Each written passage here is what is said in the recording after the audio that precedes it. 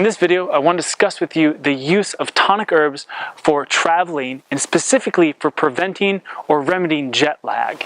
The first thing that we need to understand is what jet lag is and what goes wrong when we experience it. So when a person travels from time zone to time zone, such as during international traveling or traveling from coast to coast, what happens is we go through a circadian change and we're traveling at a rate much more rapidly than our body can keep up with. And basically what happens here is an offset or a desynchronization of our circadian rhythm. And to fully understand this, we need to know what a circadian rhythm is.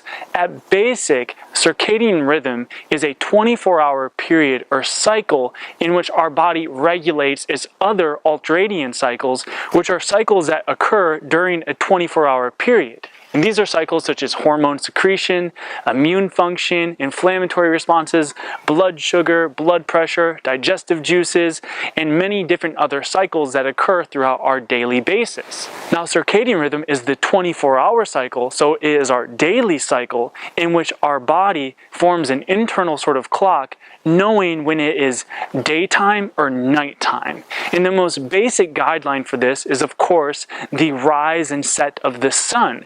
So typically we know it is time for work and activity when the sun is out, and it is time for rest, relaxation, and going to sleep when the sun sets and it becomes nighttime. Now the thing is that our bodies have evolved over millions of years to create this internal clock. So basically, other than the rare nocturnal beings, human beings and other animals and plants are mostly running off the circadian rhythm that tells our body to wake up, secrete certain hormones, and get to work, digest food, move the body, and do other things during the daylight. And then it has a whole set of other functions or ultradian cycles that occur during sleep. Now, what happens if we have a dysynchronization of our circadian rhythm, meaning we have a dysfunction in it, so we are very sleepy or tired during the daytime and we're very wide awake during the nighttime, then we can run into many issues such as moodiness, depression, anxiety, bowel irregularity, and other dysfunctions in our digestive system, and even poor immune function. And the basic reason for this is that it is during sleep, specifically from the time of midnight till 4 in the morning, when the sun is at its lowest and the moon is at its peak, that our body triggers its self-repair and self-healing hormones. So in other words, it is during deep sleep that our body goes into a deep state of homeostasis and secretes most of its immune hormones, most of the self-repair or self-healing hormones like growth hormone that basically regenerates our body and builds our immune system on a physical and psychological level. So this is why we see that people often with poor sleep habits, people who have insomnia and do not get good sleep, often have very poor digestive function and immune function. So one of the primary things that we want to understand is what influences or affects our circadian cycles or our circadian rhythm. And the short answer is sunlight. However, there are other factors such as temperature, environment, and even of course our internal stressors. So if we're thinking too rapidly, if we're mentally and emotionally stressed, or even physically, these things can obviously affect our sleep. But perhaps the most predominant influence or effect on our circadian rhythm is our exposure to sunlight. So typically what we experience as jet lag is a desynchronization to an exposure of sunlight or daylight. So to give a specific example, if you're to go from one time zone to another where there's a dramatic difference anywhere from 3 to 12 hours, then at basic, the thing you're experiencing most differently is your exposure to daylight or not. So for example, if you're to go from the east coast of the United States to the west coast, there's a 3-hour time difference. Now, when you leave or not is not the most important factor here. It is just your amount of exposure of daylight or sunlight. And that is because when sun or any form of light hits your skin or your eyes, there are melatonin and cortisol receptors that will stimulate the production of these hormones to either tell you to wake up and be energized or to be sleepy and tired. So sticking to our example, if you're leaving from the east coast of the country in the earlier part of the day and you do not arrive to the west coast until the later part of the day and your body hasn't had much sun exposure at all, it becomes very confused. So your body on the east coast thinks that it's supposed to be nighttime by the time that you have arrived there. However, you get there, you've been in a plane without much sun exposure, and now it's still the middle of the day given the 3-hour time difference. So your body generally becomes very confused. Now, depending on the quality of sleep that you got or didn't get on the plane, and depending on the amount of sunlight that you get when you arrive, your body is going to secrete either cortisol or melatonin. Your body is going to otherwise be excited, it's going to be energized and active, or it's going to be preparing for bed.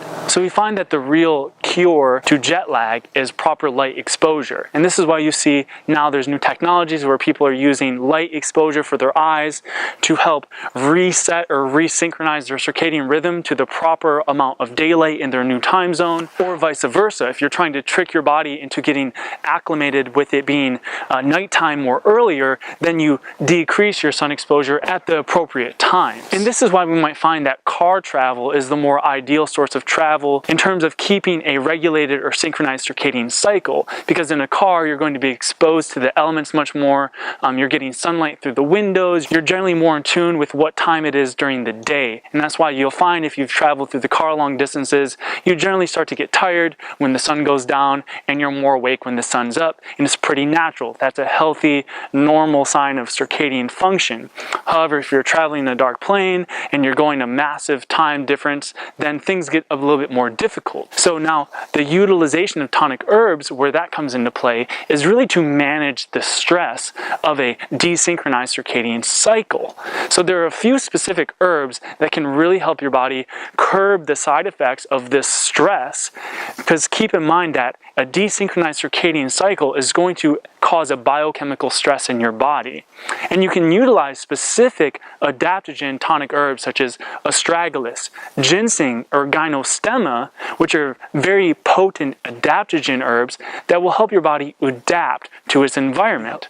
So these are helpful on a very specific level. If your body needs energy, an adaptogen herb like gynostemma will give you energy. But if you take it and it knows that your body needs rest, it will help you rest and relax. So adaptogen herbs are very intelligent in doing this. They know how to read the body and create the correct hormonal secretion to give the body what it needs to achieve balance. So adaptogen herbs are some of the best herbs you can take while traveling, especially to avoid symptoms like jet lag, because essentially, like sleep, they help your body achieve a state of balance or homeostasis.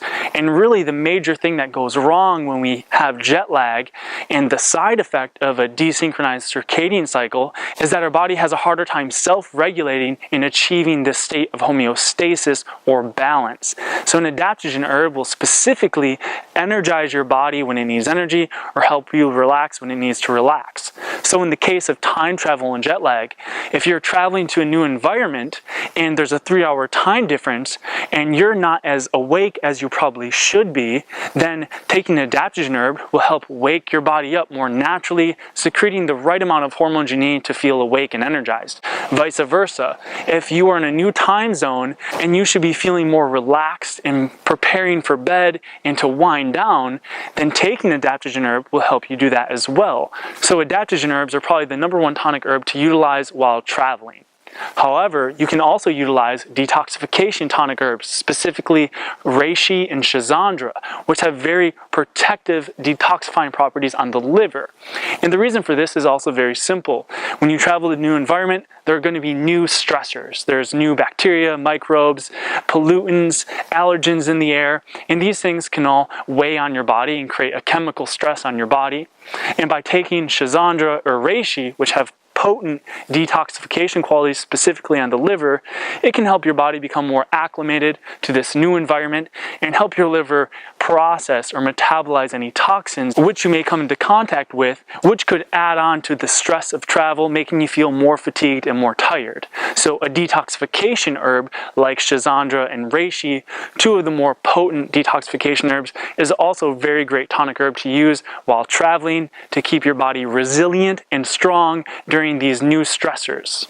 Last but not least, an immunomodulatory herb. And the herbs that I already just mentioned are typically both adaptogen herbs and immunomodulatory herbs. Specifically astragalus, which is both an adaptogen and an immunomodulatory herb that will help your body adapt to stress, make it more resilient in the face of stress, so it's going to improve your body's resistance to stress. So it will literally make your biology stronger in the face of stress, which is really the ideal or optimal goal in terms of stress management, is to not just decrease stress, but build up your tolerance or resistance to stress. Also, as an immunomodulatory herb, astragalus will help your immune system regulate or adapt to the new environment. So if you're coming in contact with new stress, be it the physical stress of travel, be it the environmental or chemical stress, being in a new environment, or any other possible stressor that your body could come into contact with, an immunomodulatory herb like astragalus will help your immune system secrete more immune cells, produce more interferon and other immune helper cells, which will fight off and ward off against any pathogen that could be in the air, food, water, or your general area.